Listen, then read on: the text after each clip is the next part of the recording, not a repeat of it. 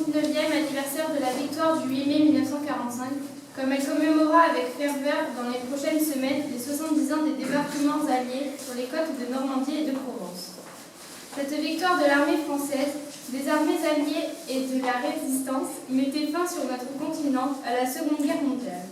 Elle rétablissait la paix et faisait échouer la tentative d'asservissement de l'Europe par le régime nazi.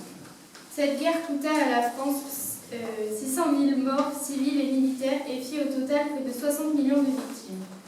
Ce 8 mai 1945, tous les survivants de ceux qui avaient risqué leur vie en combattant, de ceux qui avaient souffert de l'occupation, de la déportation, de la captivité et du travail obligatoire en Allemagne pouvaient croire à l'édification d'un monde plus juste et plus fraternel.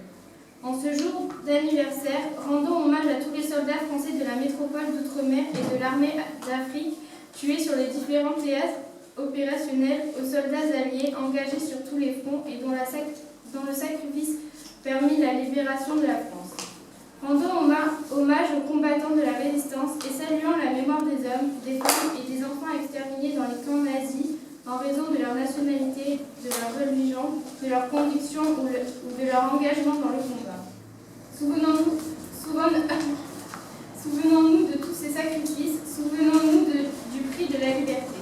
En ce jour, l'Union française des associations de combattants et de victimes de guerre, fidèle au souvenir de toutes celles et tous ceux victimes de toutes les guerres, invite la jeunesse à œuvrer pour un monde de plus solidaire et en paix.